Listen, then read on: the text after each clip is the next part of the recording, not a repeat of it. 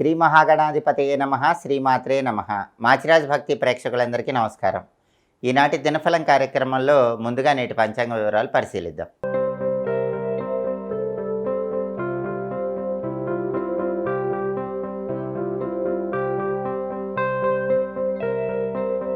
September 28 శనివారం దినఫలాన్ని పరిశీలిస్తే ఏకాదశి తిథి మధ్యాహ్నం 2:50 వరకు ఉంది.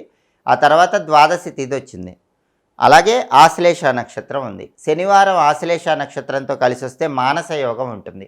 ఈ మానస యోగం కార్యలాభాన్ని కలిగింపజేస్తుంది. అంటే 12 రాశుల వాళ్ళు ముఖ్యమైన పని మీద బయటికి వెళ్ళినా, ముఖ్యమైన ప్రయాణాలు చేసినా మానస యోగం వల్ల విశేషంగా కార్యసిద్ధి లభిస్తుంది.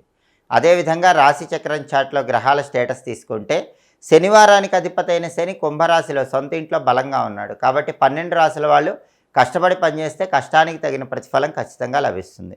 అలాగే ఆశ్లేష నక్షత్రానికి అధిపతైన బుధుడు కన్యారాశిలో సొంత ఇంట్లో బలంగా ఉన్నాడు. కాబట్టి విద్యా, ఉద్యోగ, వ్యాపార రంగాల్లో ఉన్న వాళ్ళు కీలకమైన నిర్ణయాలు తీసుకోవటానికి ఈ బుధుడి స్థితి అనేది చాలా అద్భుతంగా సహకరిస్తుంది. కాబట్టి శని స్వక్షేత్ర స్థితి, బుధుడి స్వక్షేత్ర స్థితి అనేది 12 రాశుల వాళ్ళకి వాళ్ళ రంగాలలో మంచి అనుకూల ఫలితాలను కలిగింపజేస్తుంది. అదేవిధంగా నక్షత్ర బలాన్ని బట్టి కొన్ని ముఖ్యమైన పనులు చేసుకోవచ్చు. ప్రధానంగా ఆశ్లేష నక్షత్రం ఉంది కాబట్టి ఆశ్లేష నక్షత్ర బలాన్ని బట్టి మంత్ర విద్యలు గురువుల దగ్గర నేర్చుకోవటానికి బలం బాగుంది. అదేవిధంగా ఇటుక బట్టీలకు నిప్పంటించడం లాంటి అగ్ని సంబంధమైన కార్యక్రమాలు నిర్వహించడానికి కూడా ఆశ్లేష నక్షత్రం అనుకూలిస్తుంది. వినోదపరమైనటువంటి కార్యక్రమాల్లో పాల్గొనడానికి కూడా ఆశ్లేష నక్షత్రం మంచిది. అలాగే సర్జరీలు చేయటానికి, చేయించుకోవటానికి ఆశ్లేష నక్షత్రం అనుకూలిస్తుంది. మాయోపాయంతో కూడిన పనులు ఒక్కొక్కసారి చేయవలసి వస్తుంది. అలా మాయోపాయంతో కూడిన పనులు నిర్వహించడానికి కూడా ఆశ్లేష నక్షత్రం అనుకూలిస్తుంది. అలాగే బ్యాడ్మింటన్, హాకీ లాంటి విద్యలు నేర్చుకోవటానికి ఆశ్లేష నక్షత్రం అనుకూలిస్తుంది. గణిత విద్యలు నేర్చుకోవటానికి కూడా ఈ నక్షత్రం అనుకూలం. గ్యాంబ్లింగ్లో ముఖ్యంగా పెట్టుబడులు పెట్టడానికి కూడా ఆశ్లేష నక్షత్రం అనుకూలిస్తుంది. నక్షత్ర బలాన్ని బట్టి ఈ ముఖ్యమైన పనులన్నీ చేసుకుంటే ఉత్తమ ప్రయోజనాలను సిద్ధింపజేసుకోవచ్చు. అలాగే ఈనాటి దినఫలం కార్యక్రమంలో ద్వాదశ రాశుల వాళ్ళ రాశి ఫలితాలు ఏ విధంగా ఉంటాయో ఇప్పుడు మనం పరిశీలిద్దాం. ముందుగా మేషరాశి. మేషరాశి వాళ్ళకి ఈరోజు ప్రధానంగా ఏ పని ప్రారంభించినా సరే ఆ పనిలో పూర్తిగా అనుకూల ఫలితాలే కనిపిస్తున్నాయి. ప్రతి పనిలో కూడా మంచి పురోభివృద్ధి ఏర్పడుతుంది. జీవితం సౌఖ్యవంతంగా ఉంటుంది. శాంతియుతమైనటువంటి జీవితాన్ని గడపడానికి మేషరాశి వాళ్ళకి ఈరోజు అవకాశాలు చాలా ఎక్కువగా ఉన్నాయి. తదుపరి వృషభ రాశి. వృషభ రాశి వాళ్ళకి ఈరోజు ప్రధానంగా ఏ పని ప్రారంభించినా సరే ఆ పనిలో విశేషమైనటువంటి అభివృద్ధి కనిపిస్తోంది. ప్రత్యేకంగా వ్యాపార రంగంలో ఉన్న వాళ్ళకి పూర్తిగా అనుకూల ఫలితాలు కనిపిస్తున్నాయి. వృషభ రాశి వ్యాపారస్తులు ఎవరైనా సరే వ్యాపారం 3 పువ్వులు 6 కాయలుగా విరాజిల్లింపజేసుకుంటారు. వ్యాపార రంగంలో ఊహించిన దానికంటే రెట్టింపు ధనలాభం కలుగుతుంది. ప్రతి పనిలో కూడా మంచి పురోభివృద్ధి ఏర్పడుతుంది. తదుపరి మిథున రాశి. మిథున రాశి వాళ్ళకి ఈరోజు ప్రధానంగా మనోచాంచల్యం ఉంటుంది. ఆ చంచలమైనటువంటి మనస్సును నియంత్రణలో ఉంచుకునే ప్రయత్నం చేయటం మంచిది. అలాగే ఒక చెడు వార్త మిమ్మల్ని కలిచివేస్తుంది. అటువంటప్పుడు మనోధైర్యంతో ముందడుగు వేసే ప్రయత్నం చేయటం అవసరం. తదుపరి కర్కాటక రాశి. కర్కాటక రాశి వాళ్ళకి ఈరోజు ఏ పని ప్రారంభించినా సరే ఆ పనిలో చాలా వరకు అనుకూల ఫలితాలే కనిపిస్తున్నాయి. వ్యతిరేక ఫలితాలన్నీ తొలగిపోతాయి.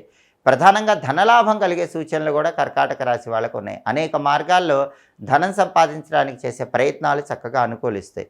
అలాగే మొండి బాకీలు వసూలయ్యేటటువంటి సూచనలు కూడా కర్కాటక రాశి వాళ్ళకి ఎక్కువగా కనిపిస్తున్నాయి. తదుపరి సింహరాశి. సింహరాశి వాళ్ళకి ఈరోజు కుటుంబ పరంగా శుభ కార్యక్రమాలు నిర్వహించడానికి చేసే ప్రయత్నాలు అనుకూలిస్తాయి. శుభ కార్యక్రమ నిమిత్తమై ధనం కోసం ప్రయత్నిస్తే ఆ ధనం కూడా లభించే సూచనలు సింహరాశి వాళ్ళకి ఎక్కువగా ఉన్నాయి. తదుపరి కన్యారాశి. కన్యారాశి వాళ్ళకి ఈరోజు ధన వ్యయం ఎక్కువగా కనిపిస్తుంది. కాబట్టి ధనాన్ని ఖర్చు పెట్టేటప్పుడు 1కి 10 సార్లు ఆలోచించి ధనాన్ని ఖర్చు చేయటం మంచిది. అలాగే ధన నష్టం కలిగే సూచనలు కూడా ఉన్నాయి కాబట్టి ధనం నష్టపోకుండా తగినంత అప్రమత్తంగా వ్యవహరించాలి. తదుపరి తులారాశి.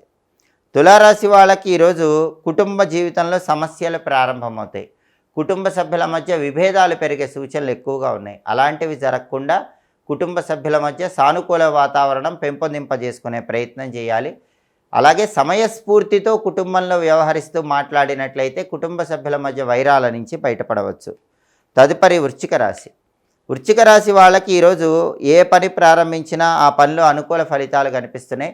అనేక రూపాలలో వాళ్ళకు ఉన్నటువంటి కష్టాలన్నీ కూడా తొలగిపోతాయి. వృశ్చిక రాశి వాళ్ళకి కార్యసిద్ధి ఏర్పడుతుంది, విజయలబ్ధి కలుగుతుంది. తదుపరి ధనుసు రాశి. ధనుసు రాశి వాళ్ళకి ఈరోజు ధనలాభం కలిగే సూచనలు ఉన్నాయి. అనేక మార్గాల్లో ధనం సంపాదించడానికి చేసే ప్రయత్నాలు చక్కగా అనుకూలిస్తాయి. అలాగే శారీరకంగా ఆరోగ్యం బాగుంటుంది, అనారోగ్యాలు తొలగిపోతాయి, కీర్తి ప్రతిష్టలు పెరుగుతాయి, ప్రతి పనిలో కూడా ఆనందం కలుగుతుంది. తదుపరి మకర రాశి.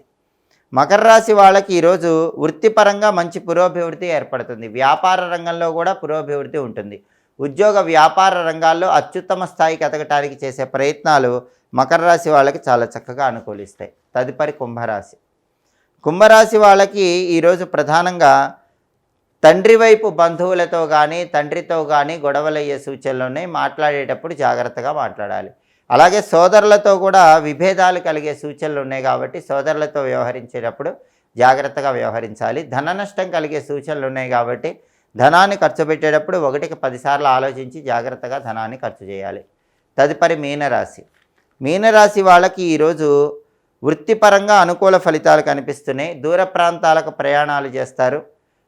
దైవ దర్శనం మానసిక ప్రశాంతతను కలిగింపజేస్తుంది. దూర ప్రాంతాలకు ప్రయాణాలు చేయటం ద్వారా మంచి ప్రయోజనాలు అందిపుచ్చుకునే సూచనలు కూడా మీనరాశి వాళ్ళకు కనిపిస్తున్నాయి. 12 రాశుల వాళ్ళు అనుకున్న పనులు అనుకున్నట్లు దిగ్విజయంగా పూర్తి కావాలంటే ఈ రోజుకు ఒక ప్రత్యేకత ఉంది. అదే ఇందిరా ఏకాదశి.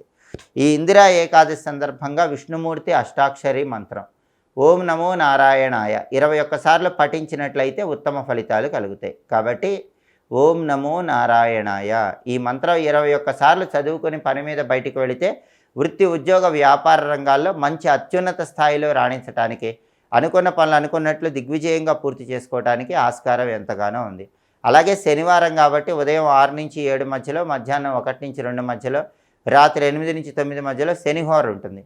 ఈ శనిహోర ఉన్న సమయంలో ఇనుము స్టీలు సామాన్ల వ్యాపారాలు ప్రారంభించడానికి, మినుముల వ్యాపారం ప్రారంభించడానికి, ఇటుక కలప మిషనరీ సామాగ్రి వ్యాపారాలు ప్రారంభించడానికి అనుకూలం. అలాగే పాత ఇనుము వ్యాపారానికి, ఆయిల్స్ వ్యాపారాలు ప్రారంభించడానికి కూడా శనిహోర అనుకూలిస్తుంది. అలాగే ఎవరి దగ్గరైనా పనివాళ్ళుగా చేరటానికి, అలాగే మీ దగ్గర పనివాళ్ళని నియమించుకోవటానికి కూడా శనిహోర విశేషంగా అనుకూలిస్తుంది.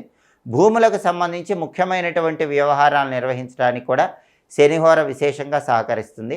శనిహోరలో శ్రామికులకు, కష్టపడి పనిచేసే వాళ్ళకి కాఫీ టీ ఇప్పించడం ద్వారా జాతక దోషాల తీవ్రతను తగ్గింపజేసుకోవచ్చు. హోరాకాలాన్ని బట్టి ఈ పనులు నిర్వహించుకుంటే ఉత్తమమైన ప్రయోజనాలను అందిపుచ్చుకోవచ్చు. ఇవి ఈనాటి దినఫలం కార్యక్రమంలో ముఖ్యమైన అంశాలు. మళ్ళీ తదుపరి దినఫలం కార్యక్రమంలో తిరిగి కలుసుకుందాం. మా వీడియోస్ మీకు నచ్చినట్లయితే మా ఛానల్ని లైక్ చేయండి, కామెంట్ చేయండి. మా ఛానల్ వీడియోస్ 10 మంది మిత్రులకు షేర్ చేయండి. మా ఛానల్ని సబ్స్క్రైబ్ చేసుకోండి. పక్కనున్న బెల్ సింబల్ నొక్కటం మాత్రం మర్చిపోకండి. సర్వే జనాః సుఖినో భవంతు. స్వస్తి.